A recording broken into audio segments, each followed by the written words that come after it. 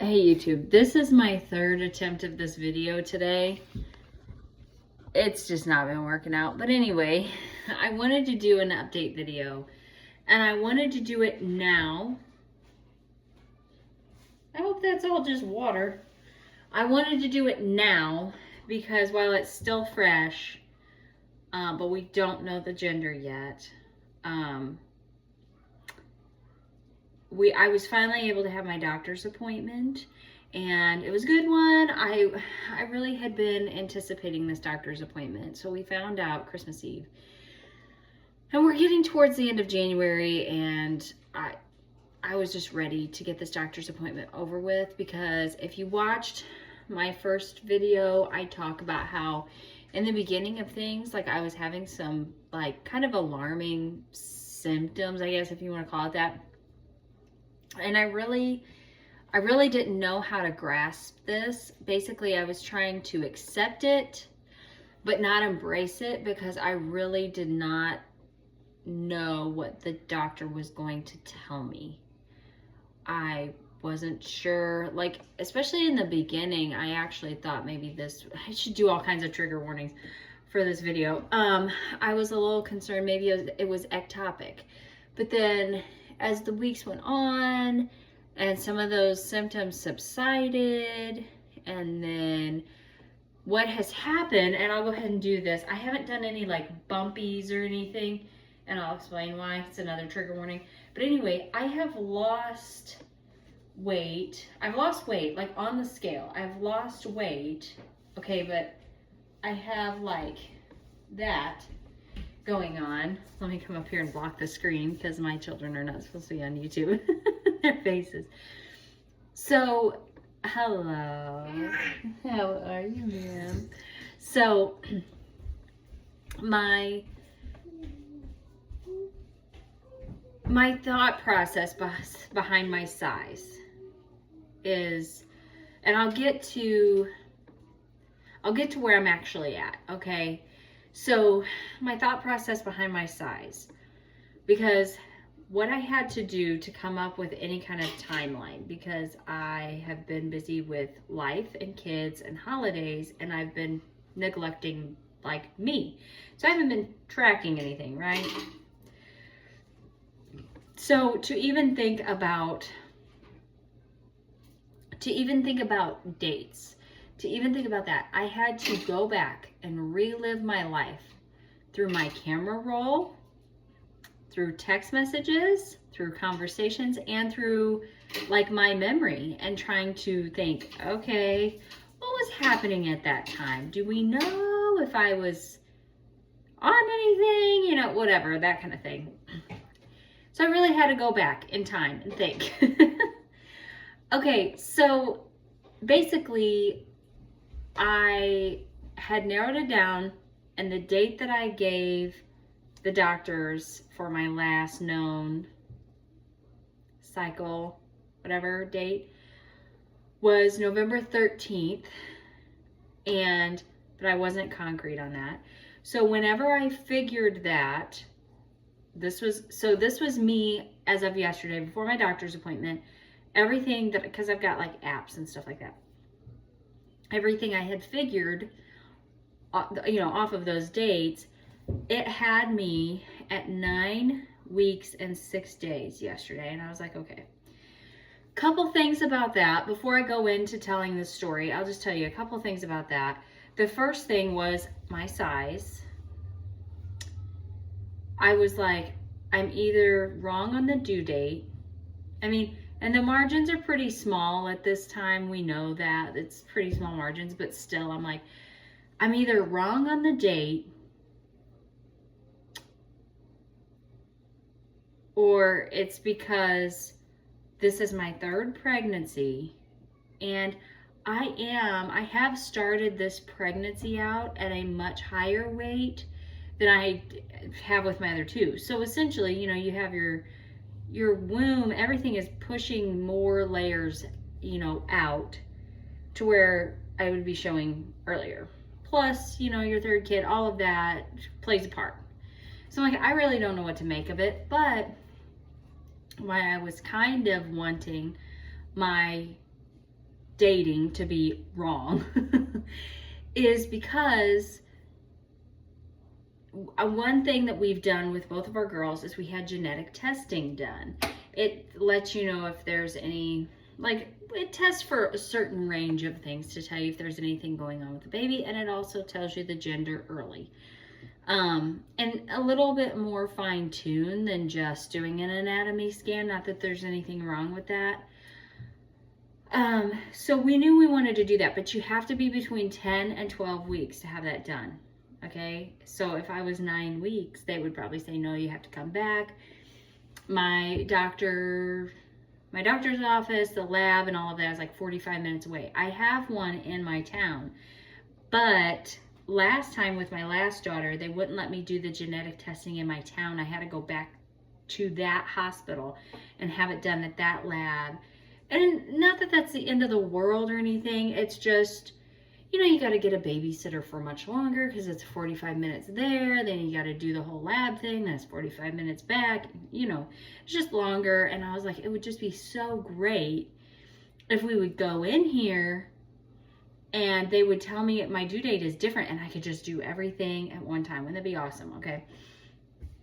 So that was where I was at leading up to it. And I was getting kind of nervous about my appointment yesterday. Not like overly so, but I just didn't know. I thought, what's he going to tell me? And I know I'm going to be high risk because I was high risk with my last daughter.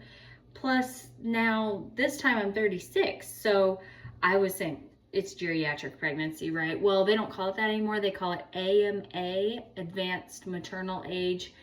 I guess they've done that to be nicer. They've done it to be nicer. So, but anyway, I didn't know what kind of plan my doctor was going to have for me. I didn't know, like, if he would be like, great, we're going to have to take these extra steps, or I really advise like a cesarean, or, anything like that. And of course, there's still something, we're still pretty early.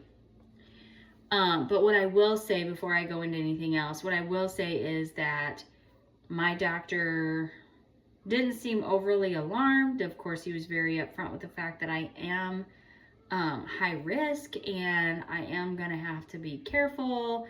And there's things that I'm going to have to do in this pregnancy that I wouldn't have to do if I wasn't high risk.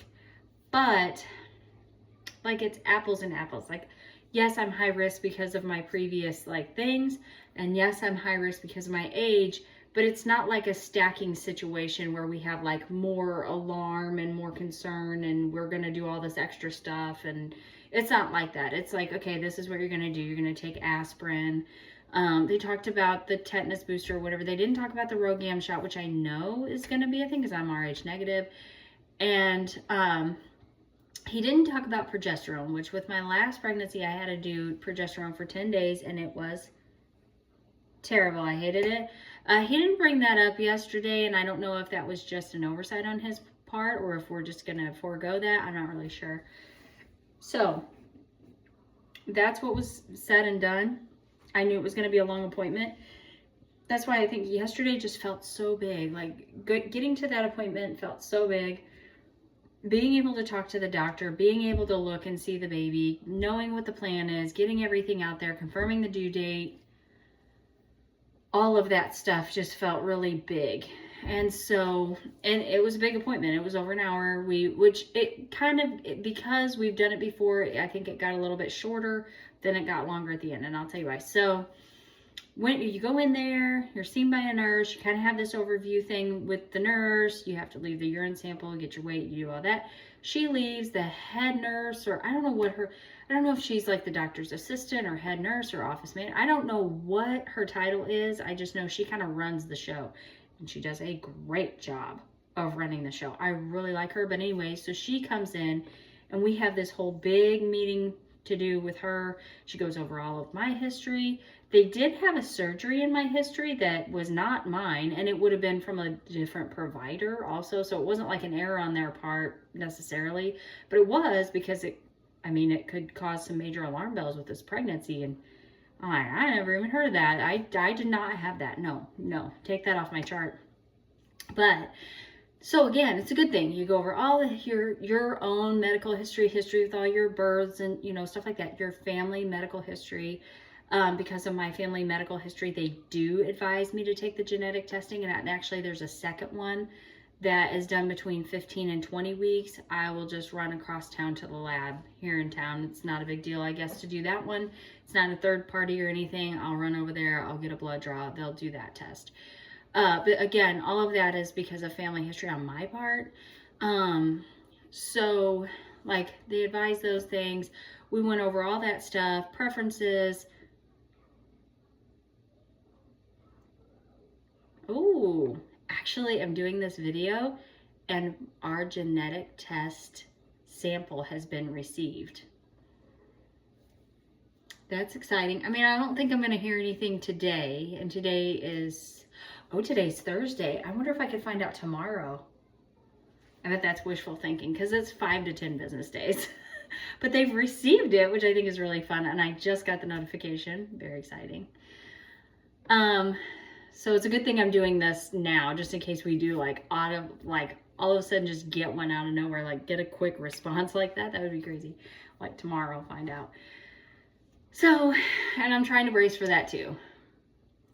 And maybe I'll get into that. So, but anyway, so she goes over all of our preferences, you know, epidural, circumcision, you know, birth control after the baby's born, like just all these different things. Okay, so we go through all of that. She leaves the room, doctor comes in, you have a whole nother appointment, whole nother meeting with him, get his vibes on everything. He's great. I mean, that doctor is just really great. I had a concern with something over here. He checked me out for that while I was there and everything.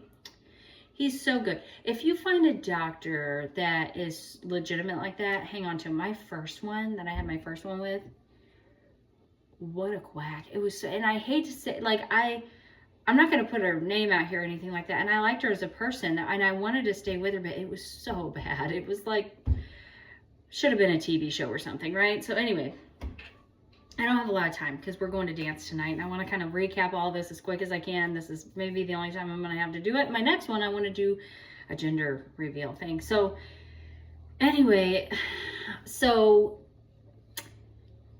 then we did the ultrasound. We did a vaginal ultrasound, and at first it looked like there was 2 in there, and it was just 1. So we got to look at it. Heart rate was 175, which if you go by old wives' tales, that's a girl. But anyway, so yeah, did the ultrasound. Everything looked great, and it consistently measured yesterday at 10 weeks, 6 days. So 1 whole week off of what I had it figured. So as of today, I'm 11 weeks pregnant. I'm almost out of the first trimester, which is cool. But so yeah, so 11 weeks today. But also what that meant was I was able to leave that doctor's appointment, go straight downstairs and do all my blood work yesterday. I was so excited. I was like, this is so amazing. Thank you, God. Like, what a great thing that's worked out. So yeah, so that's where everything is at right now. We're in the waiting game, waiting to find out what the gender is. The thing about the gender is we have 2 girls, right? I probably talked about this before on the channel. I'm not sure. My husband thought we would have nothing but boys because there's so many boys in his family. He just knew. There was no question in his mind whatsoever that we wouldn't even have a girl. We would just have boys and it would be great and wonderful and blah, blah, blah. You know, all that kind of stuff. Well, we've ended up with 2 girls, and it's been like, honestly, my life's dream. It's such an answer to prayer because I have always wanted little girls. Not that I don't want little boys. I always wanted a boy. So how that's worked is when we found out that my first daughter was a girl, my husband had a whole existential crisis, and it kind of robbed a little of the joy from me, if I'm honest. But I was so glad. There was nothing but joy for me because I was like, we're getting the girl out of the way. So whatever happens next, I got my girl. I don't care. Like, I'm not stressed about it at all. I got a girl. And then the second one came, and I just thought for sure it was a boy. I was like, this is a boy. This is night and day different pregnancy. This is a boy. He's gonna get what he wants. Like, it's fine. It's a boy. Yeah, it was a girl. And my husband, I feel like he did a little better with that one than he did the first one, but at the same time, he was like crushed he handled it better, but he was crushed because he was like, this is our last kid. And I was like, maybe this means this is not going to be our last kid. That's how I was feeling at the time. I was kind of mixed because I was like, I've never raised a boy. I don't know what I would do with a boy, so I'm kind of glad it's a girl. I had a cousin that was pregnant. Well, it's actually my husband's cousin, but anyway, we're pretty close. And she had 2 boys, like at the same time that I had my 2 girls. And we had like the same experiences. You kind of have to grieve, like, you find out what you think is your last baby. You find out what they are, and it's like you're grieving something you're never gonna know. I'm never gonna have a son. She's never gonna have a daughter. Oh my gosh, you kind of have to go through this grieving process and accept that, like, all you're ever gonna be is a girl mom. All you're ever gonna be is a boy mom. Like, in a lot of ways it doesn't sew it up, but in a lot of ways like, I'll never have a daughter-in-law. She'll never have a son-in-law. All she'll have is daughter-in-laws. She's going to be the, what did she always say? She's always going to be the husband's mom's side, or the husband's side. I'm always going to be the husband's side. I'm always going to be the dad's side of the family, like blah, blah, blah, like that kind of stuff. And so we had all of that going on. And so I definitely had mixed feelings about it, but it was just one of those things where I was like, I just want to be able to find out what my child is and then just purely celebrate and nothing else. With this one, I have mixed feelings on it again. I'll be thrilled with either one, but there's like a negative side to either one. My husband is really hoping that this is a boy. And I'm hoping it's a boy for my husband too. I mean, really, I understand if I had boys, I would be like, this would happen. And I would be like, this has to be a girl. Like, I know, I get it. I get it. And my husband's such a great man. You want him to have a son, you just do. But what I was saying is, I said, I feel like Johnny Carson. I feel like my stomach is like the Johnny Carson envelope. Here's the answer. But I guess I'm not like Johnny Carson. I'm just like, I don't know. Here it is. Here's the envelope. It's right here. I just don't know what it is. And that's how I feel. Like, it just feels like the hammer is going to fall. We have to start talking about names. We already know pediatrician we're going to use. Like, all of that is easy. When it's your 3rd one, you're like, Mommy, I don't want you to know Rosita. Okay. Anyway, that's all easy. But there's some things that over time, things change. Maybe some practices you want to do differently. Maybe, and I've gotten rid of like a lot of my baby stuff. So I got to get some other things. Maybe you want to try different brands of things. Names. You got to start talking about names. Terrible experience with my first one. Super easy with my second one. What will this one be? I'm nervous. I hope it's not like my first one. That was like putting me on the verge of, I want a divorce. Not really, but it was bad. It was so bad. It was really so bad. So anyway, I think that's the update for now. That pretty much encompasses what's going on. I still get very tired. I have headaches that come and go. I'm a little nervous about that. I think my husband said that our blood pressure machine is way up in the closet. I'm going to ask him to get that down for me because earlier I felt like I should probably take it. Just say a prayer for me. I do not want preeclampsia. I do not want Pitocin. I do not want magnesium. I do not want a C-section. I may have to eat my words. I may have to get one of those things. I just don't want them. And I know God answers prayers. So thank you for joining me on this update. And I will continue to keep the channel posted. Thank you so much. And we'll see you next time. Bye-bye.